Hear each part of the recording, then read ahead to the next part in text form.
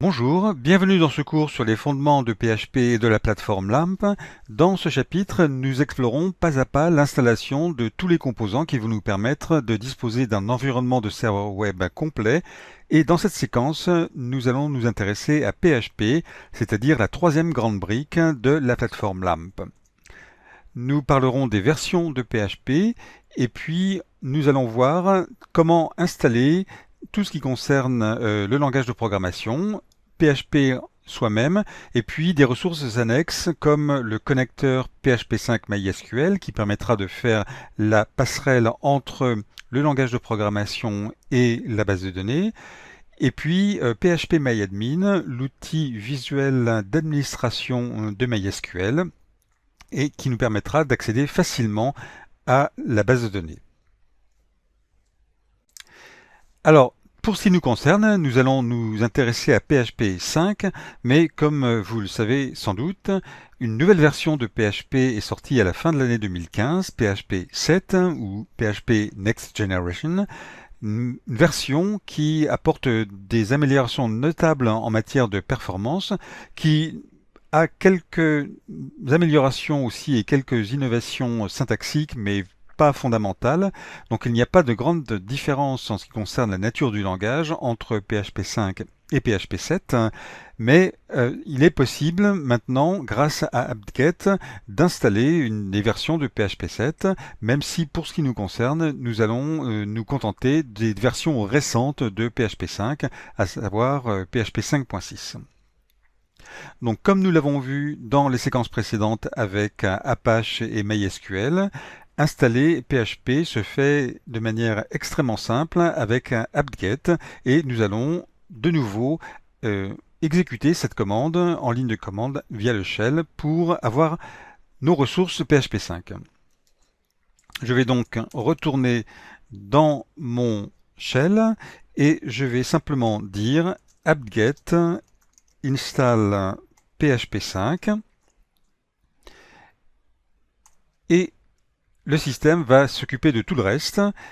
On me demande si je veux réellement installer PHP car cela va prendre un peu de place sur le disque et vous voyez que en même temps le système vous énumère toutes les bibliothèques qui vont être installées avec PHP, notamment la bibliothèque qui va faire le lien avec Apache et puis d'autres choses comme par exemple tout ce qui concerne JSON. Enfin, il y a un certain nombre de ressources qui sont installées en même temps que PHP 5, en même temps que le noyau du langage lui-même. Voilà, donc je fais tout cela.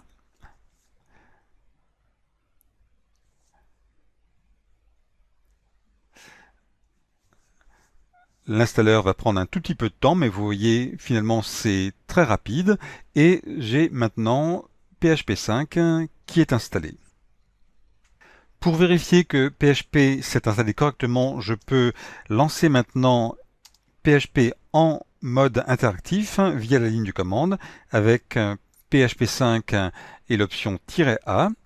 J'ai une invite qui va maintenant me permettre de lancer des instructions PHP tout à fait normalement. Voilà, j'ai un 3 plus 4 qui me fait 7. Je pourrais même faire des choses un petit peu plus compliquées. Je vais par exemple découper une chaîne de caractères un, suivant un caractère particulier. Voilà, je fais un peu ce qui me passe par la tête. Voilà, enfin PHP me rend donc un tableau, en l'occurrence une liste d'éléments. Donc je peux très bien maintenant exécuter PHP comme un langage hors du web, même si dans la pratique ce sera assez peu couramment utilisé.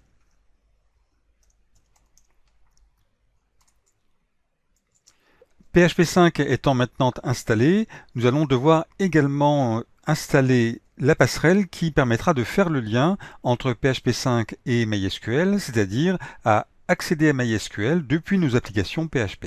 Donc là non plus pas de mystère, vous voyez, je vais simplement exécuter cette commande, donc apt-get à laquelle vous êtes maintenant très habitué.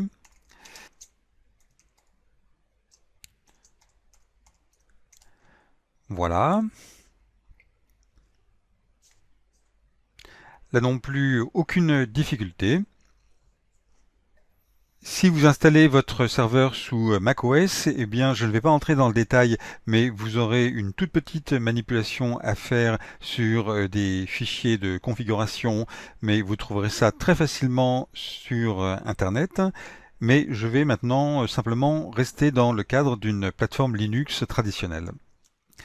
Une fois que nous avons fait cela, eh bien, la dernière chose dont nous allons avoir besoin réellement pour pouvoir travailler de manière confortable avec notre serveur web, c'est d'installer une interface d'administration visuelle pour la base de données. Je vous ai expliqué la dernière fois que l'on avait maintenant accès à MySQL via la ligne de commande, mais vous voyez bien que ça n'est pas du tout quelque chose de pratique pour gérer nos données, et donc nous allons avoir une interface écrite en PHP qui nous permettra de gérer toutes nos tables et toutes nos bases.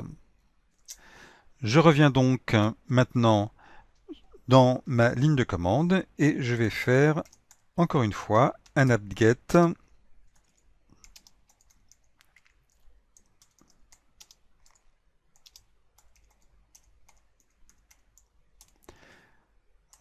voilà, je veux continuer naturellement et donc j'ai des options. Euh, donc je veux bien travailler avec Apache 2.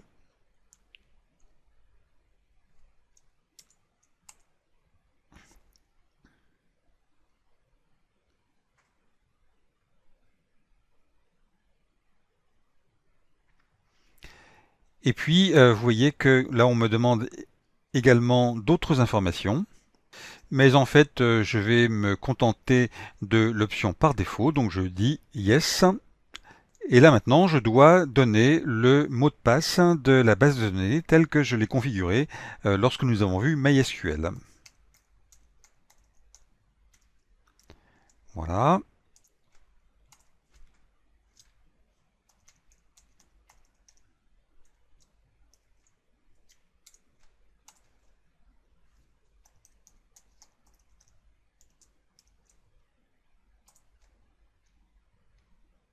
Voilà, PHP MyAdmin est maintenant installé et nous avons de ce fait un environnement web, un environnement de serveur web quasiment opérationnel et prêt à être utilisé et consulté. La dernière chose que je voudrais faire, c'est pouvoir accéder à PHP MyAdmin depuis mon navigateur naturellement. C'est comme ça que l'on fait généralement. Et vous voyez que la page n'est pas trouvée. Je vais donc devoir créer un alias pour pouvoir accéder à ce service.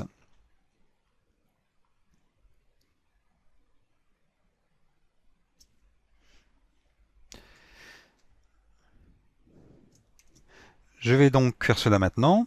Je vais créer un alias avec la commande unix ln, l'option petit s, et je vais maintenant faire ce lien.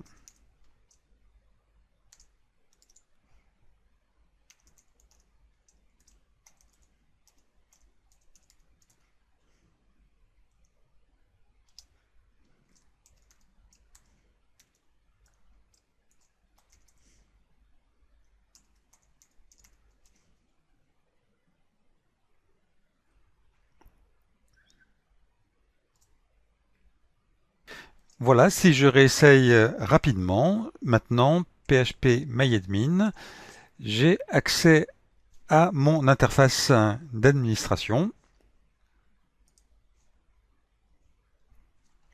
Je peux essayer d'y accéder. J'ai accès à MySQL, tout se passe correctement.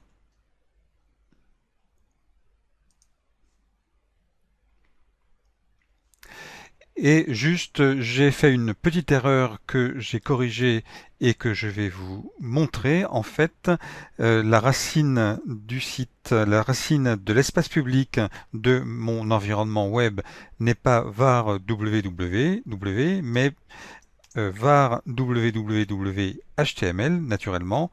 Donc voilà la syntaxe correcte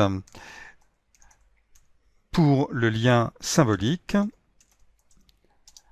c'est donc var www html php myadmin. Voilà. Nous avons donc maintenant à peu près tous les outils à notre disposition pour pouvoir servir du contenu sur le web avec notre serveur. Nous avons vu que nous pouvions avoir accès à notre base de données MySQL par le web maintenant au travers de notre adresse IP et de la commande php-myadmin. Donc voilà, nous avons maintenant fait le tour de tout ce qu'il fallait pour installer PHP et les différents outils annexes. Le noyau de PHP, PHP en ligne de commande, la passerelle pour Apache 2, et puis nous avons installé manuellement le connecteur PHP 5 MySQL qui nous permet de faire la passerelle entre les programmes PHP et la base de données. Nous avons installé PHP myadmin et nous avons implicitement, de ce fait, utilisé le connecteur PHP 5 MySQL puisque nous avons vu que nous pouvions avoir accès à l'interface de MySQL.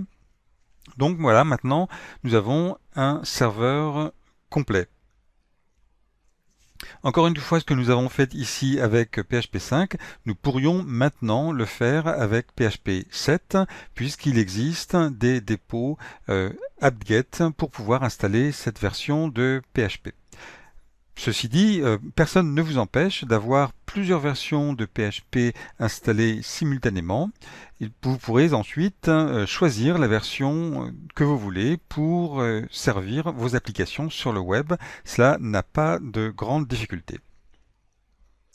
De même que PHP myadmin va nous permettre d'avoir accès de manière confortable aux bases de données, nous allons avoir également besoin d'un outil qui nous permette d'avoir facilement accès à notre système de fichiers pour pouvoir déposer le code source de nos applications sur le serveur tout en travaillant sur notre machine locale.